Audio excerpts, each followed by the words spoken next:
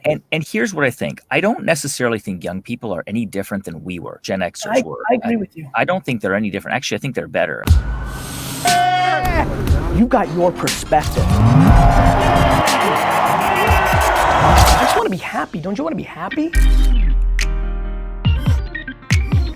Hey everybody, it's Gary Vaynerchuk. As many of you know, for quite a while now, I haven't been doing too many interviews on the podcast, but I'm super excited to break that pattern for a very special interview this morning, and really just wishing everybody tremendous health and perseverance through this challenging 2020 for a trillion different reasons. And I'm really excited because I know the feeling of having a new book out, 6 times, 5 in the business sector, 1 in the wine sector. And I'm really, really excited to have this wonderful guest with us this morning. Guy, why don't you tell everybody a little bit about yourself, then we'll get into the book and then we'll shoot the shit in the macro. But first of all, Guy, how are you? Guy Raz is with us this morning. Thanks, Gary. I'm fine. I think, as you said, it's weird because my general kind of disposition is to be optimistic and positive, and it's a grind to do that in 2020. 2020 has challenged, I think, a lot of us to to get up in the morning and to fight another day. But in general, I'm doing fine. I've got great kids and wife, and we're really lucky. We've been okay. So for those who don't know who I am, I'm the host of How I Built This. It's a show I created 4 years ago. I've been in broadcasting my whole career. I started out as an intern at NPR in the mid 90s. And even before that, Guy, what about, before we even get into the professional aspect, just since we have a little bit of time, it'll be fun. Where'd you grow up? What kind of kid were you? What was the sibling situation, if any? Give us the comic book one story. Chapter 1, yeah. I grew up in the San Fernando Valley in Los Angeles, actually. Yep. I have 2 older sisters and a younger brother. My dad. So number 3 or 4. Number 3, 4. My dad was an engineer and my mom was a teacher. And at the age of 41, my dad decided to start his own business. So he started a pearl store. He sold pearls with my mom. And that was my first sort of taste of entrepreneurship. How old were you when he was 41? I think I was maybe 6, 7 years old. Okay.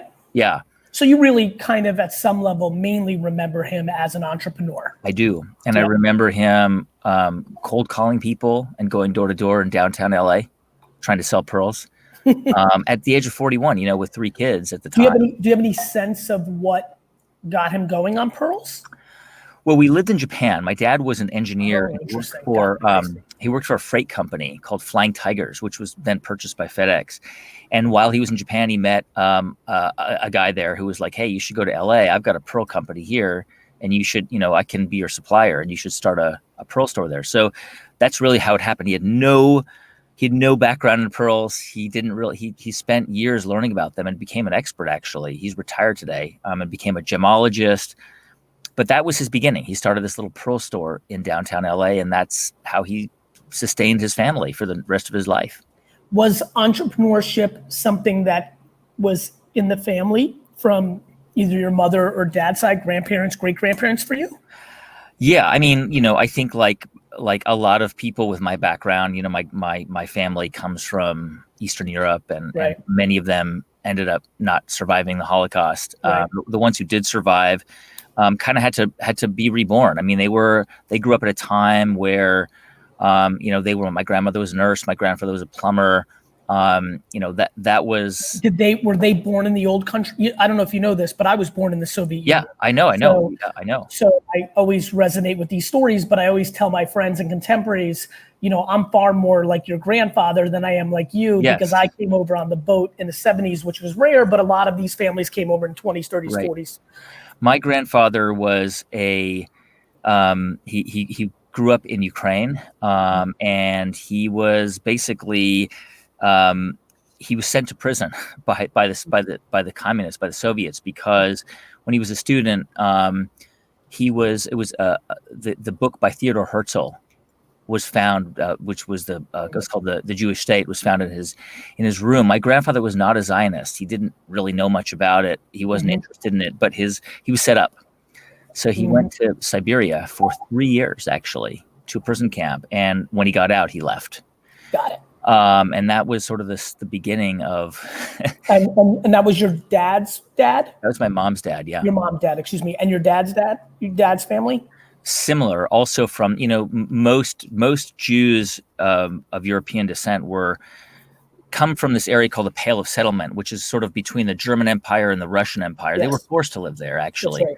And so most Jews of European descent can trace their lineage to the people who lived there. And many of them were extremely poor. I mean, they lived in shtetls and the original ghettos, and so they weren't, educated, cultured people. I mean, they were working grinders, yes. For that reason, the modern second, third generation in the U.S. very pushed on education. Yes. Was that a big, and then your mom's a teacher. So are you hearing that propaganda as a kid? Like, go to a great college, go to a great college, go to a great. How old are you guys? I'm 45. Right. So say I turned 45 in November. So same age group like that. Someone who became kind of a public entrepreneur, I try to tell a lot of 20-year-olds, you don't understand. This is the era where entrepreneurship is cool. I was actually a bad student, a great entrepreneur, but every teacher and friend's parent thought I was going to be a loser. That's how much the brand of good college dominated the 70s and 80s. Yes, and 90s, yeah. Yes, and 90s. I agree, and I think that brand of prestigious colleges is really waning and will continue to wane. And I think about this a lot as I save the money in my kids' 529 plans, often wondering, what is this going to be for? Well, it's a funny conversation, Guy, because in parallel, I also think you're seeing the vulnerability of the entrepreneurial brand because everyone's doing it, but it's a talent. It's like everyone deciding they're going to be an NBA player. It is actually very difficult to be a successful, sustainable entrepreneur. And I actually think the brand of entrepreneurship has gotten a little bit more like fratty, clubby, cool, or trying to be cool. It's actually lost a little bit of its luster as well. So now you've got these two dynamics where both are going through an interesting transformation. It'll be interesting to see what evolves from that. I really think that we need to work on redefining what it means to be an entrepreneur, actually taking it back to what it actually really means, because my grandfather was an entrepreneur. He was a plumber. He employed 2 people, right? My dad was an entrepreneur. He had a jewelry store in downtown LA selling pearls, and my mother worked with him, and he had 2 employees. The person who runs the corner grocery store here in Oakland, where I am, is a successful entrepreneur, actually more profitable than Uber. Well, it's funny. It's funny when, there's a video of me on the internet on an early Bloomberg TV episode of a show that was focusing on tech stars very early on in this Web 2.0 bubble. And there's 8, it's almost like a last episode of Real World where there's 8 companies that went through the show, and Fred Wilson and all, a lot of people are sitting there with me on the panel, kind of recapping the season. And every company gets up and they kind of talk about what's happened since the show. And 8 of the 9 companies end with, and we've raised $3 million, and the crowd goes crazy. And then finally, one company goes up and says, well, we haven't raised any money. We've actually been able to get clients. And Guy, I'm not kidding, dead silence. I grab the mic and I go, this is what's wrong. Yeah. I'm like, we're cheering, giving up a piece of your business and losing money. And we're staying silent for people that have actually executed entrepreneurship. 1,000%. And I talk about this in my book. I mean, I am a huge believer in bootstrapping, and I'm a huge believer in trying to, if you are seeking out money, trying to seek it out from individuals and institutional, family, foundational investors, not venture capitalists or private equity, because I think you're exactly right. We think that success is raising a lot of money. Now, look, raising a lot of money is really hard. It's hard to do. You've got to convince people that you've got a great product, and it's certainly. So, Guy, would you agree with me? And I'm sorry to cut you off. Would you agree with me that the thing we maybe didn't understand as well a half decade ago that's becoming more obvious is just how much money's in the system, how much money's actually being printed, where some of these money are coming from, whether it's Saudi or SoftBank or things that need, like there is a little bit more of an understanding that, wait a minute. And then you also had the phenomenon of Instagram, Facebook, and others where you had your corner entrepreneur that was in her or his 50s, 60s, 70s, getting excited about writing a $50,000 check into their son's best friend because they were looking for their lottery ticket as the brand of these startups happened. Yes? Yes. And you know, the reality is, as you point out, I mean, it's estimated there's more than $1 trillion of unspent cash sitting in investors' bank accounts in the United States alone, right? There is an insane amount of money out there. And what happens is when, you know, venture capital firms make a bet and make a lot of money, people sort of say, wow, look how brilliant they were, how much foresight they had. But the reality is that, you know, they're putting their chips on every single number on that roulette table, every single number. And getting paid to do it. And by the way, a percentage paid, for everybody who doesn't know, 2 and 20, you're getting 2% management fee, which incentivizes you to raise as much money as humanly possible, because now you're making, listen, Guy, you know, this is a story I don't talk a lot about. After I invested in Facebook, Twitter, Tumblr, made my name in that Web 2.0 sphere, before I started VaynerMedia, I had crazy money from billionaires and family offices thinking that I had the golden touch, and had an opportunity to make millions of dollars a year just taking meetings and getting 20% of the upside. Wow. And chose to start an agency because I realized I would be more happy being an operator than an investor. Yeah. I mean, I think that makes 1,000% sense to me. You know, I often talk about this, and I love that you're bringing this up, because I often talk about what it means to be an entrepreneur. And it's not about going out and becoming the next Airbnb or the next Uber. That's not what it's about. It's about building something that solves a problem that you have and other people have, and trying to make a contribution in some way to the world. It doesn't mean you're going to save the world. It doesn't mean that your product or brand is going to radically transform it. But if it improves something about it in some way, that is more meaningful than anything that almost anything I can think of, you know, and so being an entrepreneur, building something, creating a product or service is not, it's not about scale. It's not about billions. It's about building something that allows you to have a sustainable, good, interesting life. Including things that seem out of fashion, which is like the trickle down on your local economy, aspiring your child's best friend to do it as well, giving back to the community by donating a bench or a park, or even, you know, some wine for the local kind of PTA. Let's go back to you a little bit here. So you're growing up in this environment, school, and what kind of kid are you? Are you a bookworm kid? Are you a sports kid? Do you have some entrepreneurial DNA? Like, how did you play out that childhood? Yeah, I mean, as a kid, I mean, like a lot of kids, I always loved, you know, garage sales and car washing cars for money, and so you were very entrepreneurial. Doing lemonade stands. Yeah, I mean, from the age of my first job at age 13 was working at an AM/PM mini market, the Arco station around the corner, where I loved doing full service because I'd get tips for filling up people's cars and washing their windows. I mean, it was awesome. I always worked, you know, and this is by the way, this is also a different thing, I think, when we were younger than it is now. When we were younger, every kid I knew had a job. Every teenager had a job because that's how you made money. Today, it's different. I think kids do a lot of activities and are kind of overscheduled. And I don't want to say this is better or worse. But and by the way, you're talking general trends. Obviously, there's a million families listening right now that have a 15-year-old working. Great. And obviously, and by the way, to your point, it also matters what neighborhood you're growing up in. That's right. To your point, upper middle class and above, scheduled on 73 different activities. Lower middle class and below, you've got a lot of people working minimum wage jobs. That's right, exactly.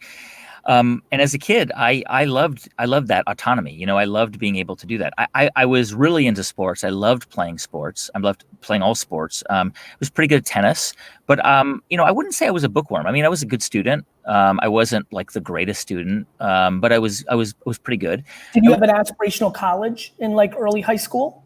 You know, here's the thing.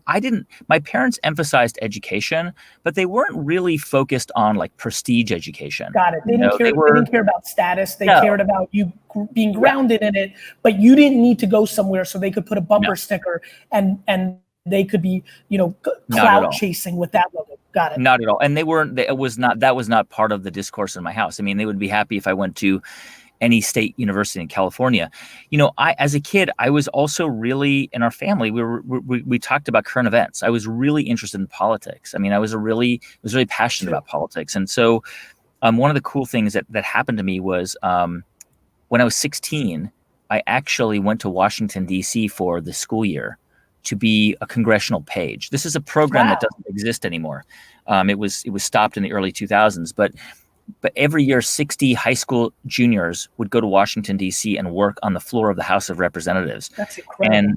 And I got this opportunity through my congressman to be a page, and that was transformational. It was an amazing experience to be there as a kid, and also to meet kids from all over the country, from around the country who were, from super Christian backgrounds and very conservative backgrounds. And, I came from a house that had sort of mixed politics. My mom was a Republican. My dad was a Democrat. I was always, as a kid, when I was very young, I was like my mom. I sort of was really into Republican politics. When I got into high school, I was really interested in the Democrats, and I loved. Well, I mean, we're the exact same age, so it's very easy to think about Reagan and Clinton. Yes. For me, and I was also very, very interested. And I was also born in the Soviet Union, so Right. in my early years, I'm catching Cold War dynamics. Yeah. And I also had a lot of interest, played tennis, did garage selling. So I didn't realize how similar we were. Yeah. Which is really neat. Brothers from another mother. I love it. So so that makes sense to me where you're going with your, in my family, Reagan was huge because we had made our American dream during that time. He gets that credit. For me, as I got older, Clinton was cool and progressive and socially about the things I was about. So it made sense. Yeah, exactly. And that was sort of my, my kind of life. And I went off to college, and really, I think my plan was to do something in public service, either in journalism or in politics. I was always also really interested in that. In high school, I did the student newspaper, and then in college, I did too. So I was already kind of. What state did you go to college in? Massachusetts. And then what? And then after college, I looked around for newspaper jobs, and I couldn't get one, because at that time, I mean, this is now the mid 90s. 97 you graduated, or 98? 96, I graduated college. If you were like an ambitious journalist at the time, you would want to work for a newspaper. So trying to get a job at a place like the Baltimore Sun or the Star Ledger in Newark or the Boston Globe was impossible. Like they took like Harvard and Princeton and Yale graduates. I could not get a job at any of those places. So I actually stumbled into an internship at NPR when I was 22 or 21, I think. And that was, I mean, I didn't grow up in an NPR household. My parents had never heard of it. They didn't know what it was. They thought I was working at a radio station. I first heard it in college. I just like tuned the dial, and I heard Car Talk, and I was like, what is this? This is so crazy. This is so good. I love this. I want to have like a potluck dinner with these guys. Mm-hmm. And that's sort of, and I discovered that they didn't actually work at NPR in Washington, but that's how I got into journalism, and that's how it happened. And that's kind of like you got in that world and kind of stayed in it? Got into that world, and that was sort of my career for the next, sort of 15 years. I started out as an intern, and at night I was writing articles for the Washington City paper in Washington, D.C. This was a time when alternative weeklies really mattered. Big time. And yes. I mean, this was like, the editor of that paper was a guy named David Carr, who went on to become a legendary journalist on his own. Like Jake Tapper, who's on CNN now, is a writer.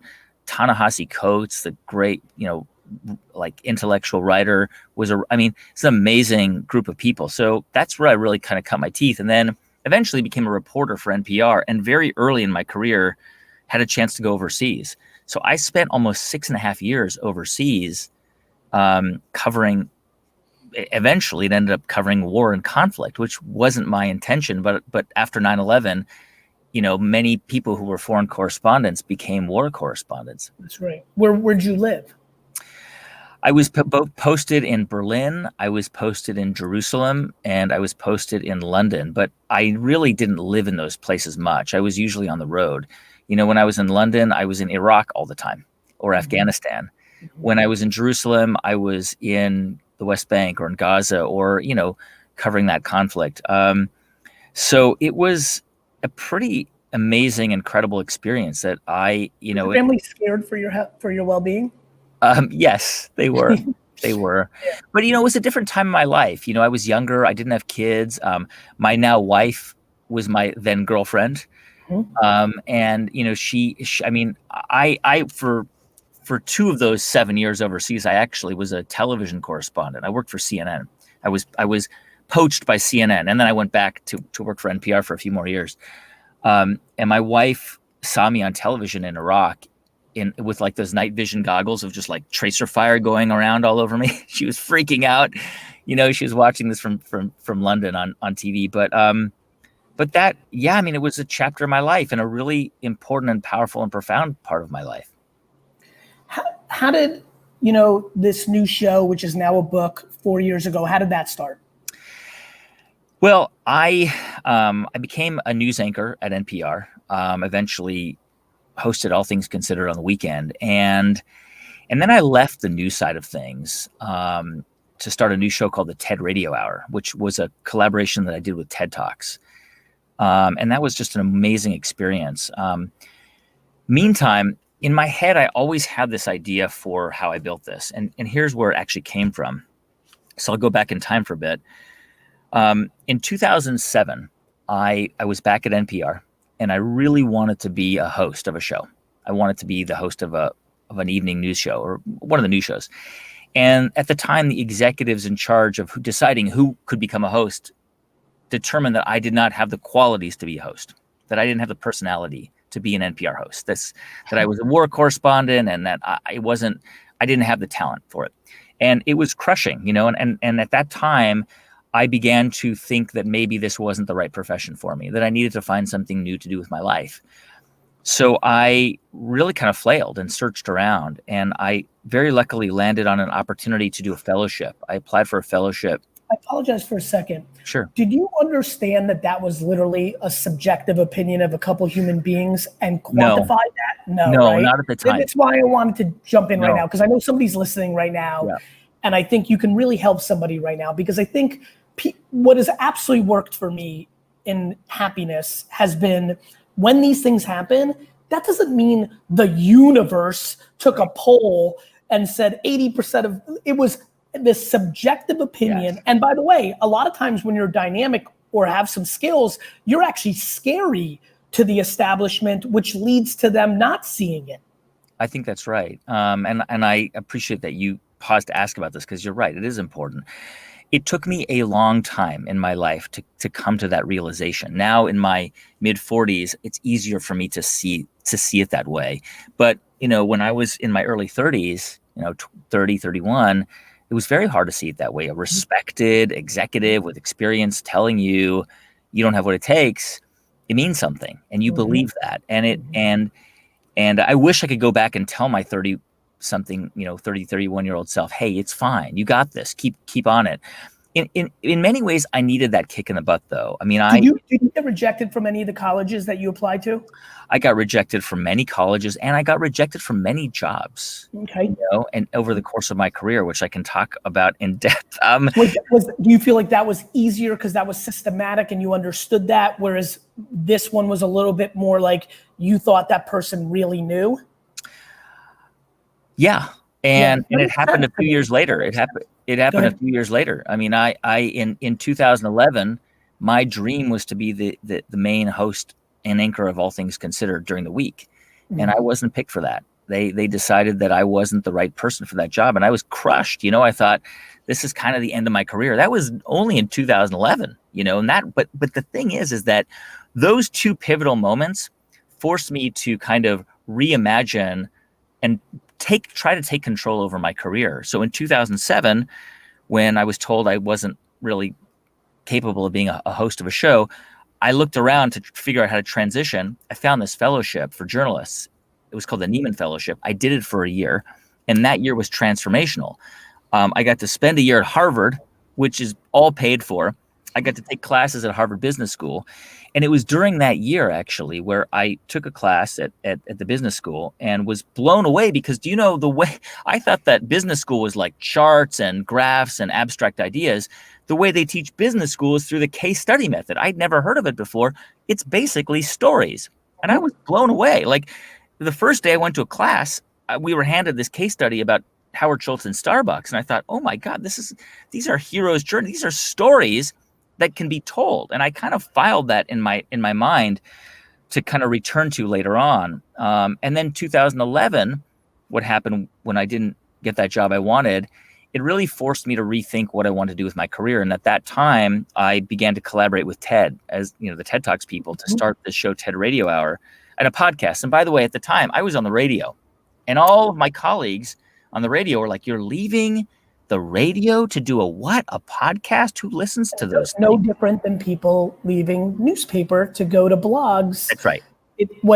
Or executives in Hollywood. I encouraged friends 5, 6, 7, 8 years ago in Hollywood land to go to Netflix. Yeah. And many of them did not because of the perceived step back. Right. And they learned their lesson that if you're thoughtful and you can see the tea leaves, often the step back is the 3 steps forward. That's right. And I was nervous too. I was like, maybe I am crazy, leaving. This is 2012, leaving radio. But the adversity had forced you into a framework that allowed you to be a little bit more comfortable with it. Like those micro losses put you in the mindset and the context to make that move. I had to. I had nothing. I had no other choice really. There was no horizon for me in using the traditional path. So I started this podcast, and it really blew up. I mean, we kind of rode a wave of the kind of the podcast boom. And that's really what led me into, a completely different phase of my career where, I eventually started a production company, and then I started another production company, and I made a kids show we've got a kids production company. And then we do How I Built This. And so all those failures along the road were actually meant to happen. I'm not a believer, and I respect people who believe, but I'm not, but I do. So part of me is like, some things are just meant to happen, and those setbacks, which were really hard. I mean, I remember a lot of like sleepless nights and a lot of just like feeling really bad about myself. Do you think they're meant to happen, or do you think there's a way to think about it. When you just said that, I'm like, they're meant to happen to every single person that's listening right now and every single person that lives on earth. And one's perspective and what they do with that, the serendipity of their DNA of optimism versus pessimism, the nurturing and nurturing environment they live in, parent dynamics, the neighborhood, they go into this place where, it's amazing to me what I think about, like how romantic I am about adversity. I would actually argue that the biggest challenge I have at 45 right now is, do I make it harder on myself in professional success because I actually enjoy it so much, the actual adversity, the slowing down of the inevitable, the process so much?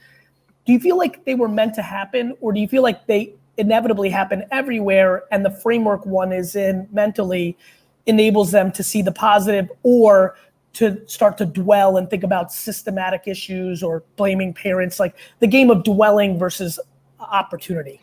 I think that it's very natural for humans to dwell. I think instinctively, most of us, when we are faced with adversity at certain points in our life, it's natural for us to feel really bad about it and to try and explain it. And I think over time, the way you explain those things to yourself changes, right? And so now, and really the only way to figure out how to confront adversity is to experience it again and again and again, right? It's like any kind of muscle. You just get better at it over time. I'm sorry to interrupt because I'm passionate about this.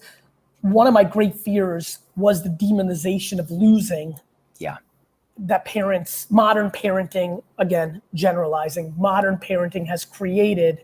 We've demonized losing. Kids watch parents fight coaches and and teachers on behalf of their kids when they're faced with adversity. Right. We've demonized it so much in the last chapter, still kind of now, though there is an undercurrent of changing it a little bit, but I do feel a lot of cliche 18 to 25 right now struggle because they were put in a cocoon that really demonized losing in a world where repetition of it really does lead to happiness. Thoughts? Gary, I think I have a theory about this. Okay. So I'm sure you've come across a lot of 18 to 25-year-olds, or maybe 18 to 30-year-olds who suffer from anxiety and depression, right? For a variety of reasons. And the truth is that I did too. When I was in my 20s, I experienced really debilitating depression, something I'd never experienced ever before in my life. And by the way, I was on the fast track to a quote unquote successful career as a young reporter at NPR. But I had so much anxiety and fear about the future and about whether I was going to make it. And I couldn't talk about it with my parents because I didn't come from that kind of culture. When my parents talked about depression, they thought mental health was for crazy people, right? Which was a normal way to think about it in the 80s and 90s. I don't want to blame them, but that's how people thought about it. And I realized with time, you believe this is a stigma issue, and much like other things we've talked about in society, this has been a continuum. It just, thank God, we're in a place now where we can talk about it more openly. And here's what I think. I don't necessarily think young people are any different than we were, Gen Xers were. I agree with you. I don't think they're any different. Actually, I think they're better. I think they're more inspiring. I think they want to take on the world in a more inspiring way. I think they are more inspiring and inclusive and open and woke and all those things. I do think that losing was demonized for them in a way that it wasn't for us. I think that part may be true, but I think the fundamentals are the same, which is, think about it, your whole life. For most young people, there's a track. You go from first grade to second grade, and then you go to middle school and then high school.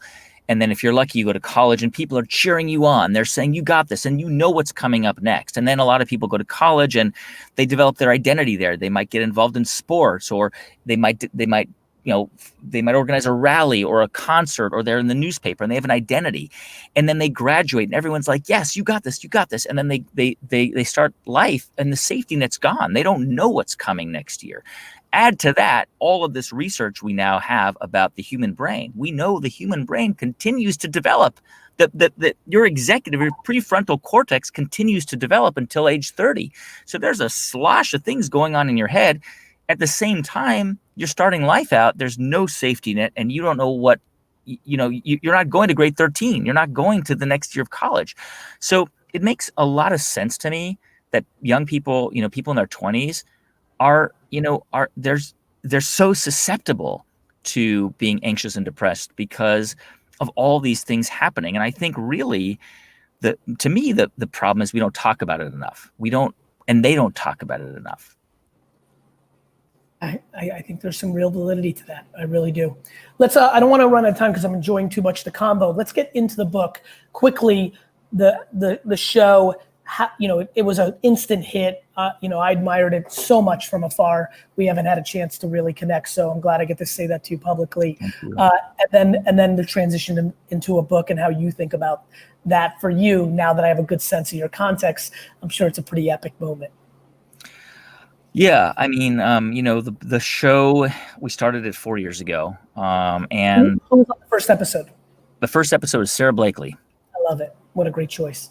And it was wonderful. It was a wonderful episode. And I think you get this a lot too, Gary, which is like, for a lot of people who watch your videos or who listen to your podcast or who follow you on social media, you are their MBA. Like, you are their free MBA, right? And a lot of people will say that to you. And a lot of people say that to us too. And it's actually an amazing thing to hear, because I believe that through the stories and the experiences and the lessons of and the granular details that you get from people like Howard Schultz or Sarah Blakely or Tony Hsieh or any of the people we've had on the show, you learn what to do and what not to do. And it's funny, going back to your Harvard HBS, which is the apex of that, storytelling format, and then the serendipity of the people that are part of your class. If you think about it, you're putting out these stories in a very dynamic, modern way, and your quote unquote class oftentimes are the people that you're conversating with on the internet about the episode on Twitter or Instagram or things of that nature. Yeah, I'm not as good as you are at those things. I'm pitifully horrible at it. But I think that's right. And I really wanted the show, as I came to understand that that's what the show meant to people, I wanted the book to do that as well. I wanted it to be a place that people could go to, not only to kind of have a framework, a general framework for how to think about starting a business and all of the steps that it takes, but also just if you are interested in creating a disruptive idea inside of your business, inside of the company you're at. I wanted to create a book that was full of stories that gave people kind of a mental architecture and framework for how to think creatively and how to kind of unleash their creativity. Because I actually, and you may disagree with this, and this may be a controversial thing, but I think there are some entrepreneurs who are born. I think you were born an entrepreneur for sure. But I do think it's that most of the traits of entrepreneurs are learned, can be learned. You know what's funny? People always have me mistaken on this. I view it no different than tennis, skiing, yes, cooking. I could be much, much, much better at tennis than I am right now if I put in the work. Yeah. I don't believe that I was meant to be Novak Djokovic. Right. And I think you made a very important point earlier that I've been fighting for in different creative ways of communication, which is, hey, it's unlikely that you're going to build Spanx or Zappos or Uber or Facebook or what have you. However, isn't it remarkable to build a business that your family can live on yes. and you love doing it? No different than I yes. am not destined to be Joker, but yes. nothing is more fun than to hack around a tennis ball with my buddies on a weekend in the summer. So to me, I wish entrepreneurship, I think all-time entrepreneurships, Beyonce, LeBron, Sarah Blakely, Serena Williams, I think that's a born dynamic with work put into it. I think yes. there's a lot of people, right? I think Carol Smith Thompson could have been the greatest tennis player of all time. She didn't put in the work or even become aware that the skill was in her. So it goes both ways. But I'm with you, Guy. I do think that, to your point, do I believe somebody listening right now who's an upper middle management executive who loves listening, who has entrepreneurial tendencies, could buy your book, get inspired because they learn in book form more than listening to me on my podcast, and then bring a singular move or an insight that starts a spark within the org that moves it a half a mile down the field? I believe that the most because I'm an operator. I couldn't have put it better. I think that's exactly right. I think. Let me know if you need the forward for the next one. I'll be ready. You are writing the forward for the next book. It's going to say with Gary Vaynerchuk at the bottom of that. No, but I'm glad you brought it up, and I think it was a fair way to put controversy. And by the way, I've made the mistake through my career of speaking in sound bites without clarity where, I'm sure there's videos where somebody's like, 10 quick questions at the end, Gary. Entrepreneurship, born or taught? I'm like, born, because I'm speaking about it in the framework. Yeah, exactly. But I believe everybody, look, I believe fear, the ability to have a relationship with fear is 100% the trait that talks about your ladder of entrepreneurship. Yes. My stomach for being wrong is so big that I'm able to be very entrepreneurial. Other people making a mistake in a meeting in a company by reading your book and one little thing petrifies them. Can I build on that? Because I think that's exactly right. People ask me, they'll say, what is the one trait that all the people in your show, that you've interviewed or in the book have in common? And people expect to hear, oh, they're resilient, oh, they're optimistic, oh, these kinds of things. The reality is that they all have the ability to withstand rejection. So it's similar. It's in the same side of other side of the coin of fear, right? Which is that if you go to somebody and you say, "Hey, Gary, I have this great idea. It's this product." We naturally want validation. We want people to say, "That's awesome. Go do it." But we're really scared of hearing people say, "That sucks. Who's going to buy that? That's a dumb idea." And that is actually what stops most people from pursuing their ideas. Or going to 10 people to raise money or going to friends and family to ask for support and hearing no. I'll tell you a quick story, which is I've had, and this is very, very interesting. I've had a fair number of Mormon entrepreneurs on the show. David Neeleman, Joel Clark of Kodiak Cakes, David Smith of Cotopaxi, and others. And to a person, they will all tell you the reason why they do what they do is because they went on a 2-year mission. So if you're Mormon, you go on a 2-year mission, okay? You're sent to Brazil or wherever. You're knocking on 1,000 doors a week trying to sell a religion to people. And 999 of them are slamming the door in your face. And you've got to be polite and gracious and keep going. And those kids, they come back to Utah or wherever they live at 21, they're ready to take on the world. Couldn't agree more.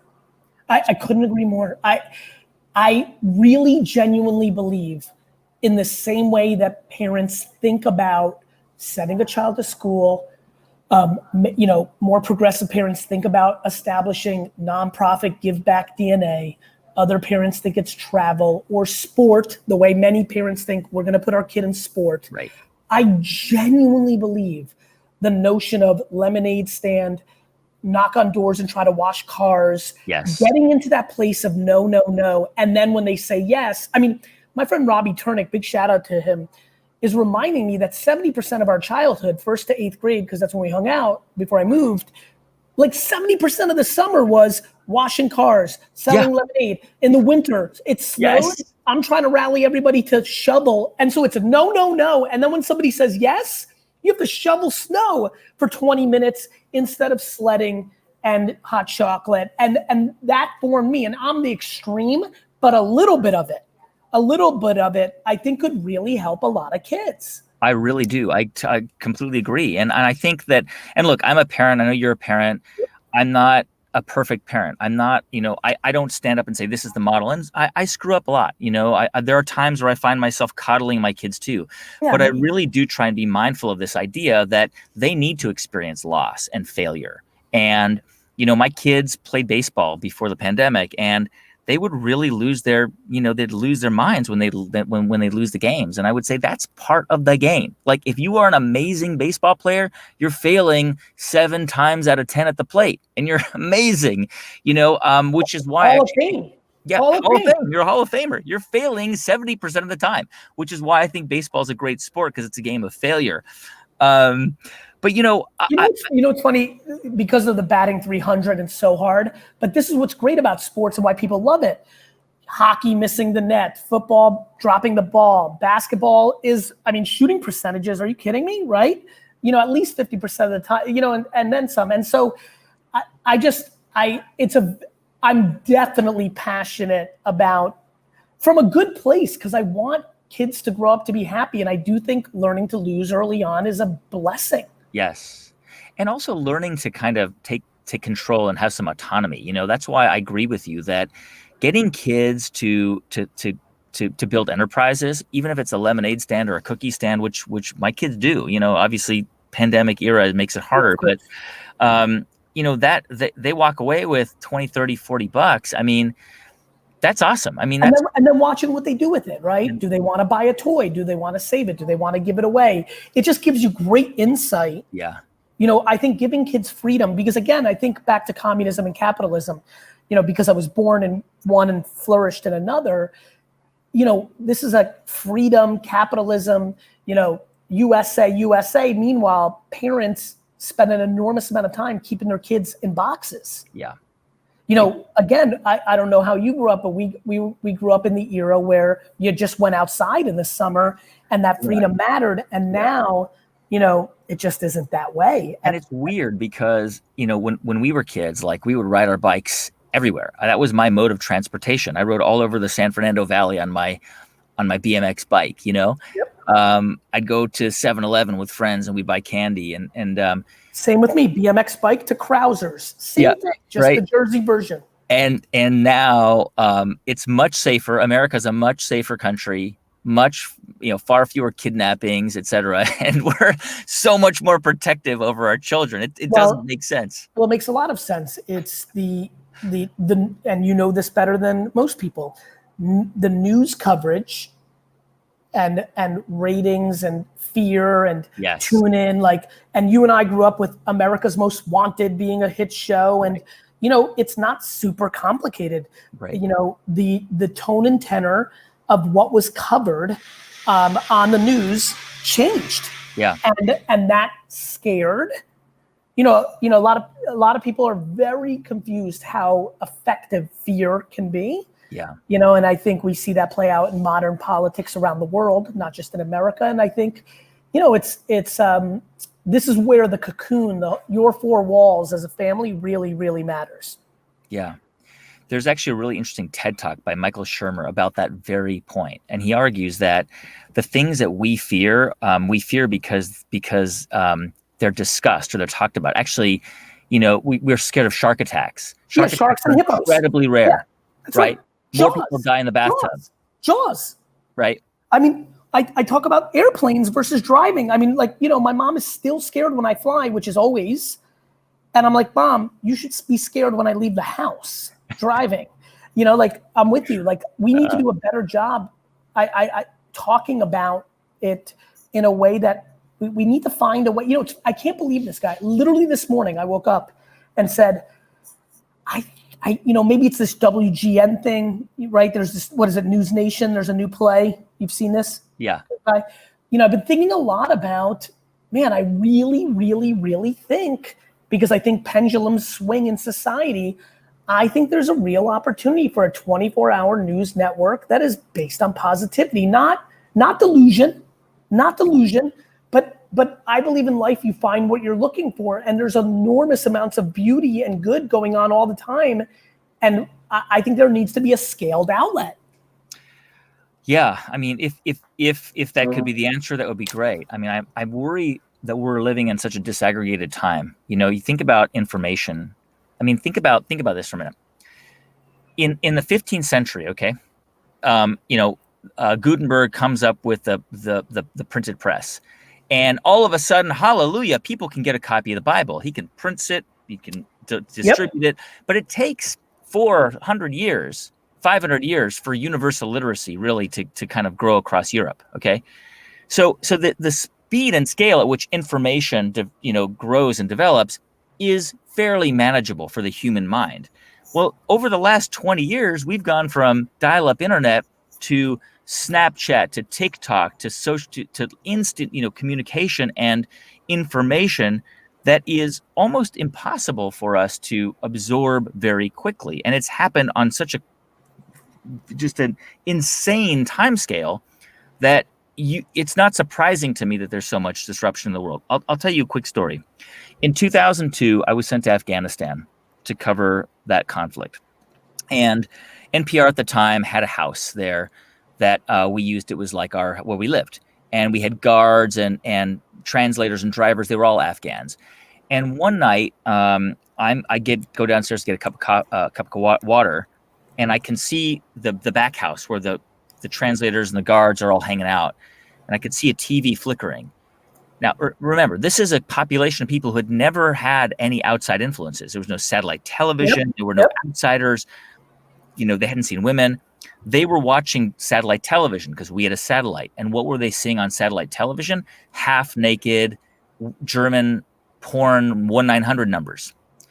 Now, imagine how disruptive that moment was, right, for that society. And I'm not saying, you're not making judgment. You're talking about information. Go ahead. And it speaks to this idea that we have been kind of inundated with information at a scale that we don't have any precedent for, I couldn't agree more.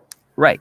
The question becomes, what's foundational in one's DNA and upbringing in how they decide to synthesize information, right? I'm going to go non-political. I'm going to go a different direction.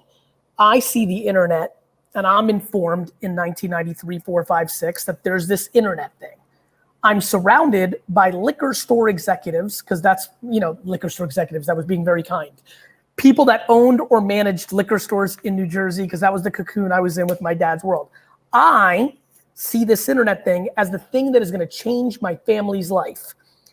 The 80 other people in that cocoon that I lived in saw it as the great waste of time, that my dad shouldn't even let me waste my time on that. And they literally made fun of my dad for letting me build the website that would go on to change his life. That to me is no different than mass information. People, I mean, look, we have deep fake brewing at scale. It's already happening, and it's going to be at scale. What that means is the thing that has affirmed information to us for the last 100+ years, video, will now be debated as fake always. Yeah. Which will then lead back to the human spirit. And that is going to be very fascinating to watch. I think that's right. And to your point about the pendulum swinging, I have to believe that happens, because I think that the pendulum has swung so far in one direction now that that I don't think a lot of us like what we see. And I think a lot of us want to see a more honest, equitable, and fact-based world. The issue is right now we're in the place of blaming everybody but ourselves. Yeah. Right now we have enjoyed, like, watching people blame Facebook as an empty pipe and thinking that is any different than like it's amazing to watch the surface level conversation, even by deep intellectual individuals that have not gone past.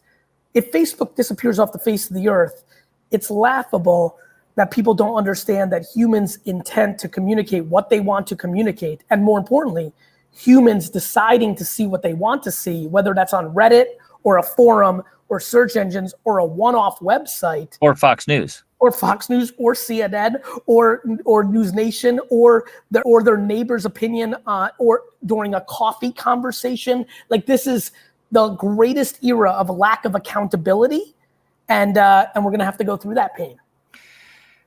Yeah, and the question is, how can we resolve it? And I don't know the answer to it, but we have to. Well, I can tell you one thing.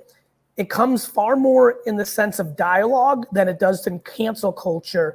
And right now we're in a place where people politically in the US, but I want everybody who's listening, because it's a global audience, to understand this is, to me, not a Donald Trump, Joe Biden conversation we're having.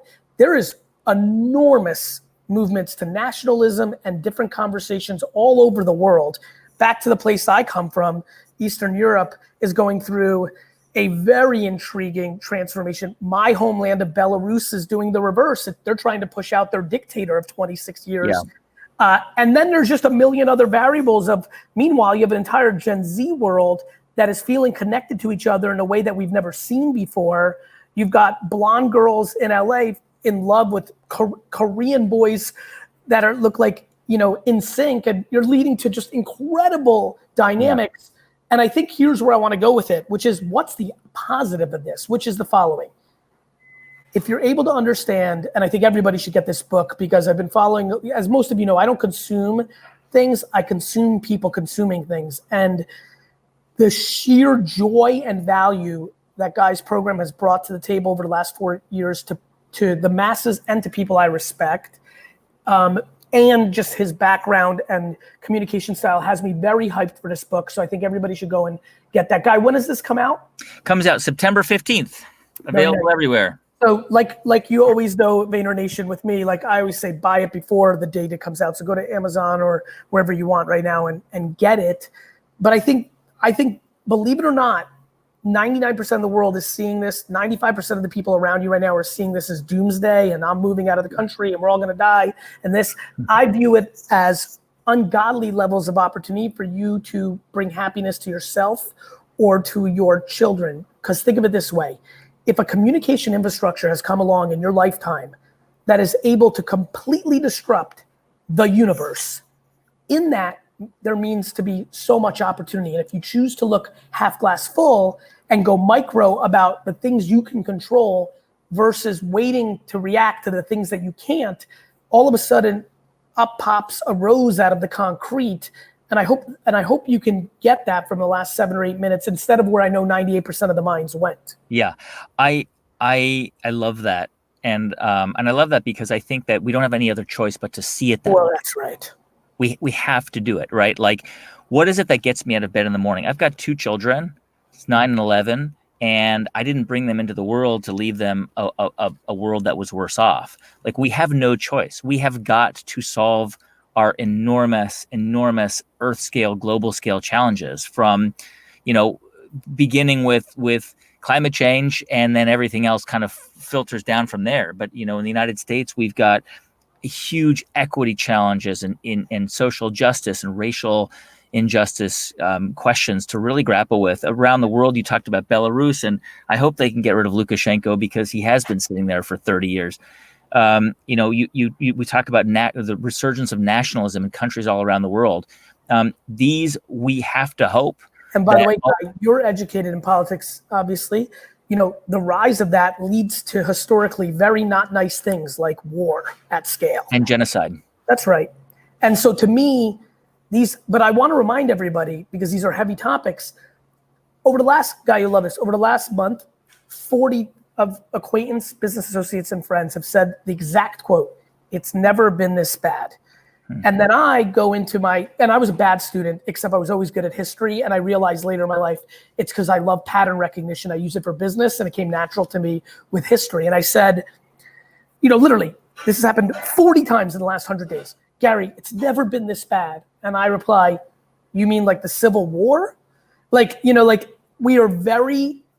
have had a very good run in the globe for the last 30, 40, 50 years. And I want to remind people that it has been this bad. There has been the Depression. There has been a civil war in America. There's been multiple world wars, and that's modern warfare. Go back further than that, and it gets really gnarly.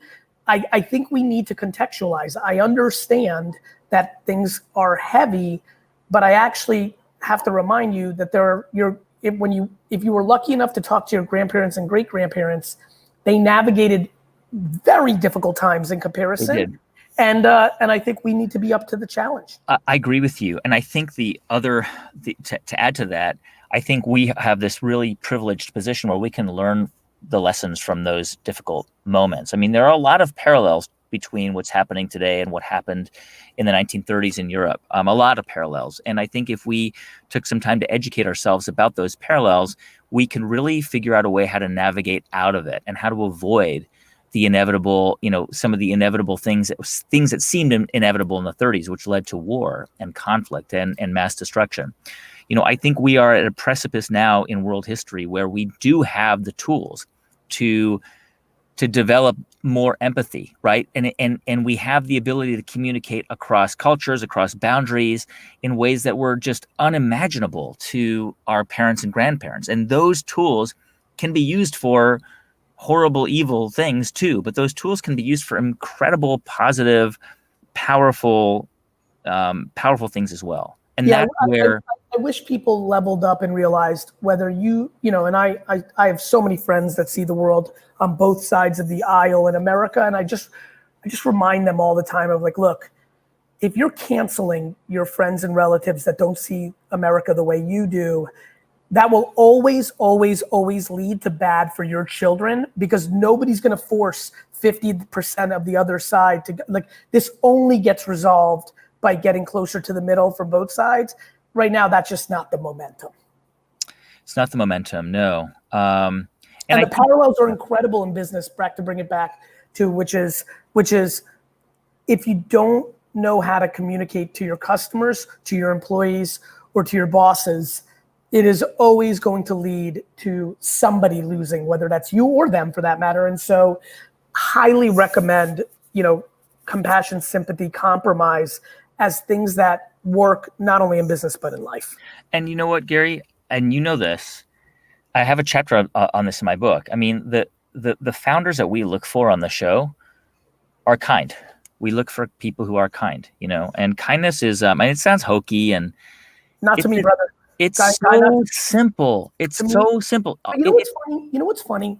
I have a family that's very split, because just flat out, the circumstances of my family has family. I have one side of, not even one side. I have a lot of cousins, relatives. It's very obvious to me that kindness is very easy for me because it is my natural DNA. But I do believe that people that are hurting with their own voice, with themselves, kindness is impossible, because what ends up happening is the misery loves company, or the dragging down, or the distribution of the pain you feel inside of you onto somebody else is a coping mechanism of how to get the poison out of your system. And to me, kindness is not hokey. I think kindness is the coolest, most admirable, most important component to business and life. On the flip side though, I would challenge and have started talking to a lot of friends of like, I don't think kindness is easy if you're in pain.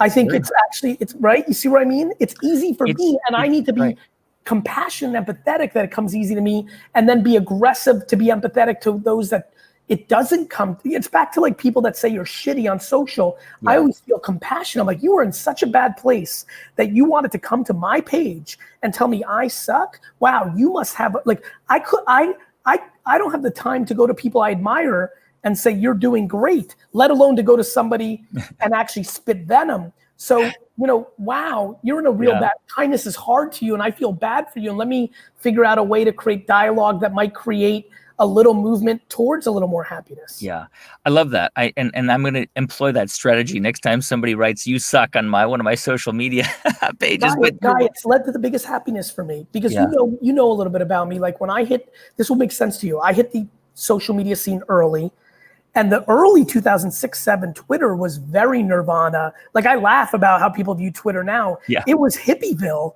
And I came in and did a little bit of business and everyone's like, this guy. And so I did feel a little bit of pushback early on. And it was through dialogue that made me such a big part of the Web 2.0 community because I was listening. I was like, oh, don't talk about how Twitter can sell wine. I see, you see that as a bad thing because you're going for a much bigger thing. I respect that. Look, I'm trying to feed my family. This is the perspective up. And it really helped me early on. Yeah. I mean, you know, you're so right. Kindness is not easy. It is a choice, and it can be a struggle for a lot of people. And I think that's right. But it's also important to remember that it's free. It doesn't cost anything, and the return on that behavior is, I think, bigger than any financial investment you can make. Agree. And it's been an unbelievable episode.